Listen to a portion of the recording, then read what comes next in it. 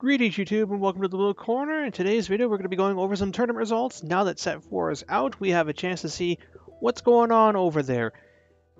Is Link Joker, the new big bad deck on the block, actually able to do something? Are Shadow Paladins as bad as we thought? All this and more as we go over what happened with 3 tournaments, and one of which is really spicy. So first things, we've got the Crystal VGS standard format with 24 people minimum. So, probably 24 more people. It was singles, which is a bit of a rarity in Japan, given how team-heavy they are. And it was won by Neo Nectar, with Shadow Paladin in second place. Gold Paladin was in third place, the rare appearance for them. Fourth place was Angel Feather. Fifth place was Shadow Paladin. Sixth place was Gold Paladin. Excuse me? We have... Wait. 2 Gold Paladin in a top 8? What the hell is this week? Okay, so yeah. And then after that, you've got Great Ancient Oracle Think Tank. 2 Gold Paladin. Like, okay, I'm kind of just like blowing out of proportion because shitting on Gold Paladin at this point is a meme, but still, 2 of them in top 8. Interesting. So anyway, here's your first place Neo Nectar deck list. Here's your second place Shadow Paladin deck list. This guy is playing Gust Blaster Dragon, as well as 2 copies of the Trumpeter and 2 copies of Sword Breaker. And I think that's Cursed Lancer between it and Maka. I'm not too familiar. And he's playing Kar as his last grade 3. Shadow Paladins after this new set.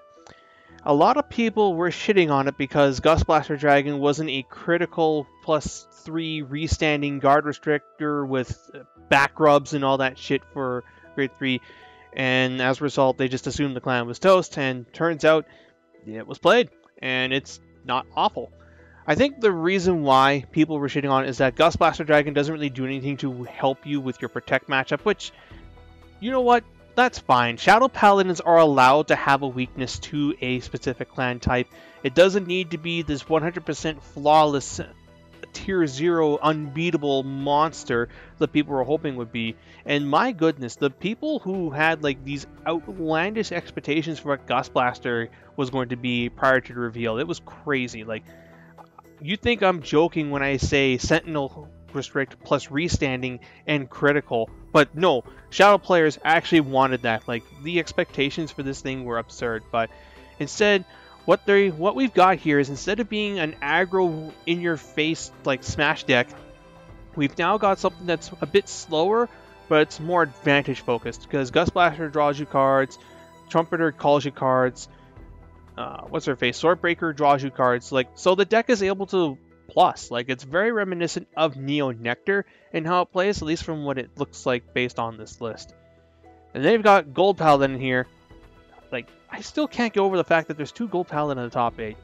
Anyway, so now for the fun part of the video. So we also had the Malaysia Gift VGCS, which was standard format, 55 people, singles. However, the format was 2-deck fight, or conquest format for you Hearthstone players. The TLDR of this format is, it is a best of 3 format. However, the way it is done is you play 2 decks. You've got your deck A, which is your main deck for game 1, and then you've got deck B. When you win with deck A, you have to switch to deck B, and if you win with deck B, so you win with both decks, you win the match. If you lose game 1, then you have the option of either staying with your deck A or switching to your deck B. And as a result, you see some interesting combinations of decks here. Like, first place was Shadow Paladin Great Nature, piloted by Ryan Kai, who, if anyone is familiar with competitive Vanguard players, and like particularly good ones, then this one should ring a bell. Like, I had to do a little bit of digging around because I heard the name but I didn't know who he was. But the TLDR is, he's basically the Jeff Jones of Vanguard in terms of being a really skilled and innovative. Like, wow, I cannot say innovative. Wow, words are hard. Innovative. There we go. In any case, so he's like that kind of player where he comes up with some really spicy shit, but he's also good enough to back it up.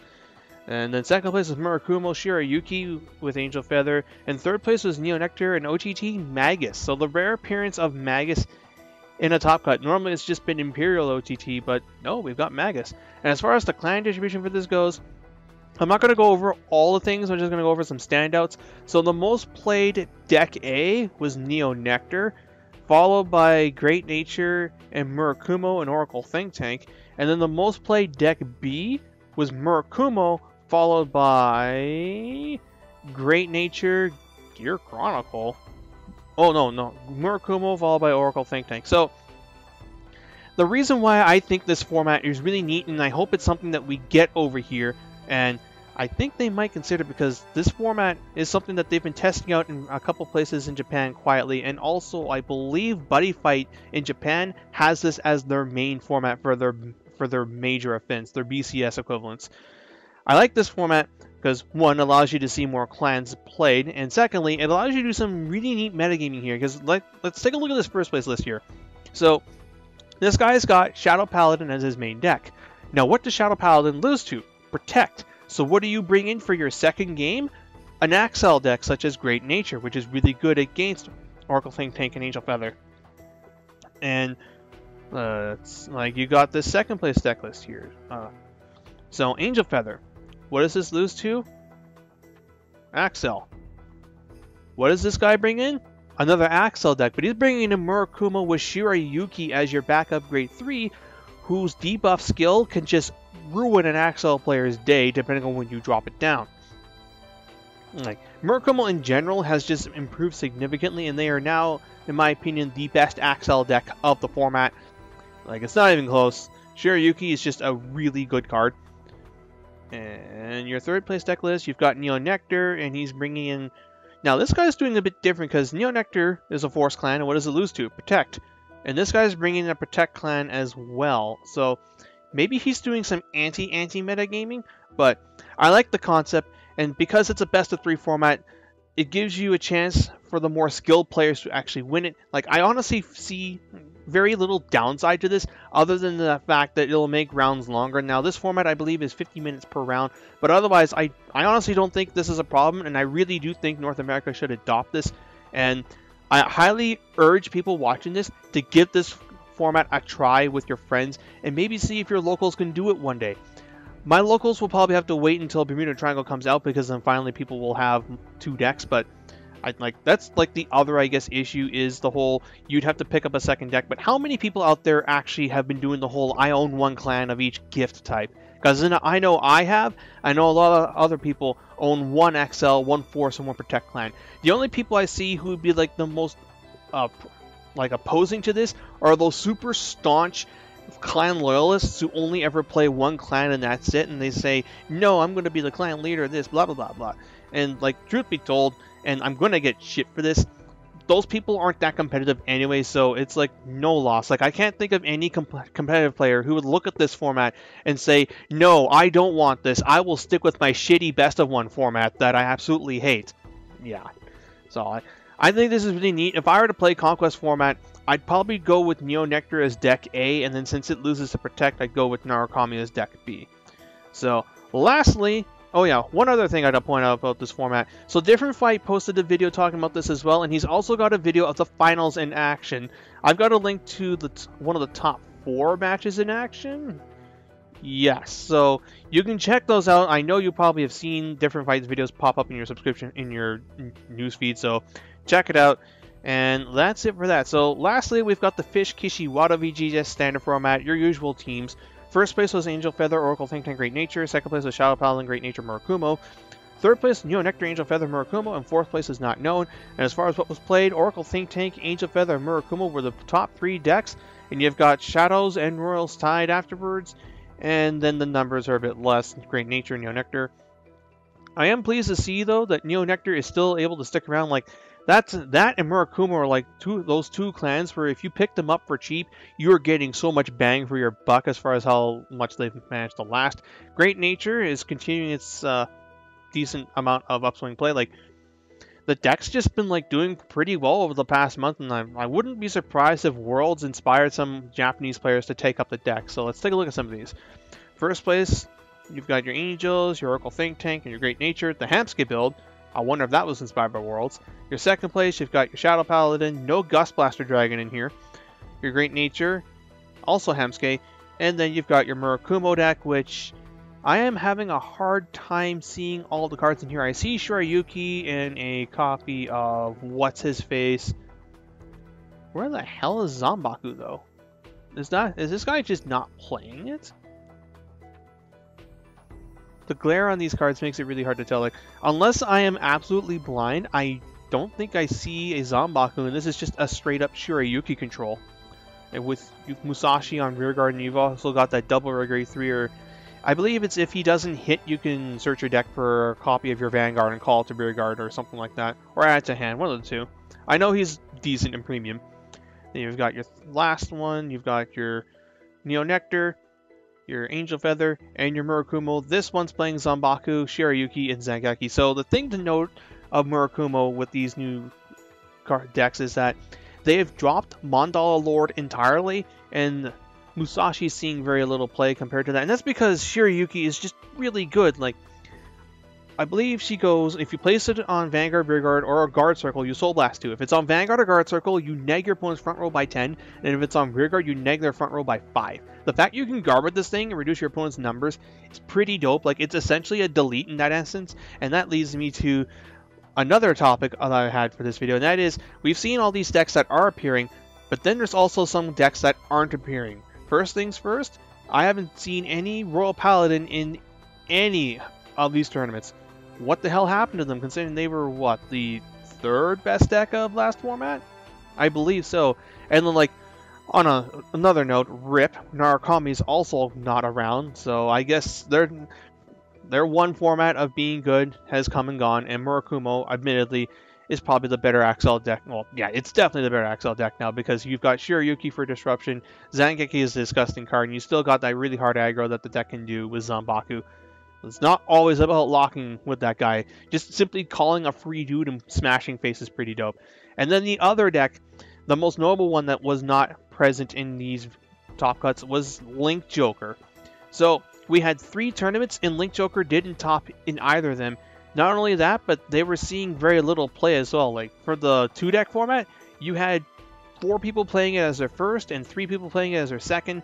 And then as the team ones, you had 4 people playing Link Joker in general. That's less numbers than Great Nature and Neo Nectar. So, like, this is not good, because much like with Nubatama at the beginning of Set 3 format, this is the weekend in which people are more willing to experiment with a new deck, and if they feel like that it's not good enough or worth their time playing, they're probably going to drop it after this week. And unless someone's able to come up with something super spicy, I fear that Link Joker is going to go the same way as Nubatama and just be not good. And that's especially a big oof, because Link Joker is the antagonist clan of this season, as it usually is, truth be told. And yeah, it's just not doing anything. And why is that? Well, I have a couple ideas as to why. So the problem with Link Joker is that it just ultimately falls short of being a good deck. It's missing like 5 cards in order to go over that last hurdle that makes it in the same tier as Wave 1 Gold Paladins, which, let's be honest people, that deck was terrible. It had potential, but it ultimately fell short. And then what they did with Wave 2 was double down on the whole Azel aspect, and look where that's taken the deck. Granted, it topped twice this past weekend, but otherwise, though, it's still a meme as far as people mocking it. And that might happen with Link Joker depending on how their Wave 2 goes. And the reason why I mention this is because right now, it plays like a worse Kagero, and look where they're at. It's a worse Kagero in that it tries to control the board and smash face, but you're also lacking things like Waterfall or Airmo. And another issue, and like one of the bigger ones, is that it doesn't have a good first grade 3 ride. If you might have noticed something, when we looked over all of these decks here today, almost every one of them had a solid first grade 3 ride. You had CEO Amaterasu, Exploding Tomato, Zanbaku, Shirayuki, Phantom Blaster Dragon, or Gust Blaster Dragon. Now granted, both of those two benefit from having a grade 3 in the soul, but they're also not complete aids to ride 2. The problem with Link Joker is that its main grade 3 ride the first time around is Docking Deleter Greyon, who is a Counterblast 2, which is really oof in today's meta, especially when it's just Counterblast 2 for delete and no other benefits. If he had a secondary skill that made him much more threatening to deal with, then he wouldn't be so bad. But the problem is that Counterblast 2 and nothing else just doesn't get you that far anymore. We have Shirayuki, who can achieve kind of the same thing, but for a Soul Blast or two. And you've got that. The deck has terrible resource management. It also doesn't draw cards like Airmo could. And as a result, it has the potential of just running out of gas. And Gradle is an okay card. He's only really threatening when you have what's-his-face Given on rearguard, though. And Given isn't as easy to feed in this format as it is in Premium. Now, maybe Wave 2 could fix this, but there's also the issue that Wave 2 is also going to be where we see Brant come in, and Extra Booster 6 might just solely focus on Grant, and so we have this deleter deck here that just ultimately falls behind and is just not good. Maybe someone can find a way to fix it in Week 2, but otherwise, though, it is not looking very good for these guys, and I would not be surprised if Link Joker just ends up going the way of Nubatama and has a lot of hype, but no results. So that's it for this as far as the tournament results go. I will point out one more thing, though, before we wrap this up, and that is Bushiroad TCG has a survey up that I will provide a link to. You can go through it, and they're just going to ask you a bunch of multi-choice questions or just flat out give your thoughts on things like the Vanguard game, the anime, and such forth.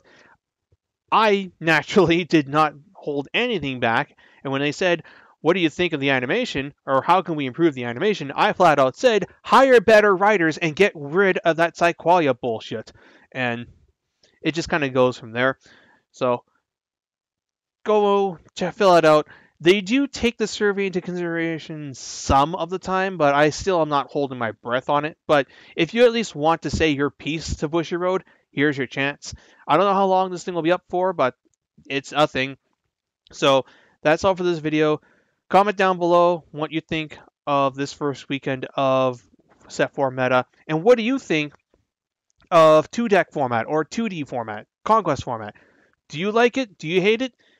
Think you can convince some people to play under it? I'm going to do my best to do. So that's all for now. I hope you guys enjoyed this, and until next time, this is Boost39 checking out.